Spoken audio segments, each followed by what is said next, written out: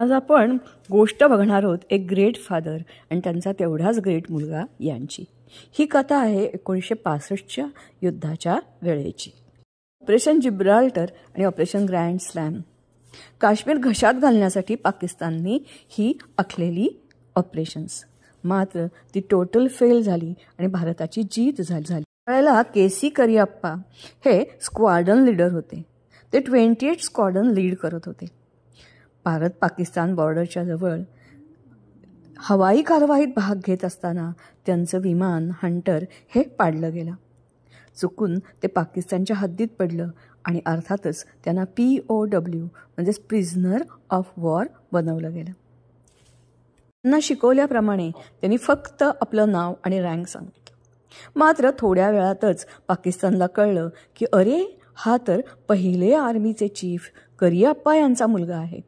मग ताबडतोब रेडिओवरून जाहीर केलं गेलं आणि अर्थातच पाकिस्तानचे प्रेसिडेंट आणि अर्थात आर्मी ऑफिसर जे करियप्पांचे ज्युनियर होते त्यांनी ताबडतोब भारतामधल्या हाय कमिशनरला पाकिस्तानचा फोन लावला आणि करियप्पांशी बोलायला सांगितलं। त्यांना अपेक्षा होती की करियप्पा नक्की म्हणतील की माझ्या मुलाला सोडून द्या, पण 1962चा भारत आणि 65चा भारत याच्यामध्ये प्रचंड फरक होता। जनरल यांनी त्यांना शोभेलसं असंच उत्तर दिलं की माझा मुलगा म्हणून त्याला स्पेशल ट्रीटमेंटची गरज नाही।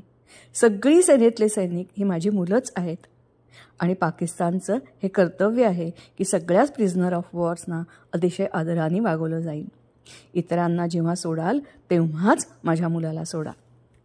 या युद्धात पाकिस्तानचा पराभव झाला आणि मग ताशकंद करार केला गेला।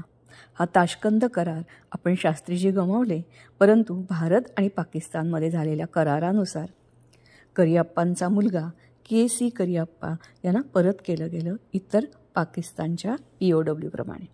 अर्थातच नंतर ते मग एअर मार्शलसुद्धा झाले।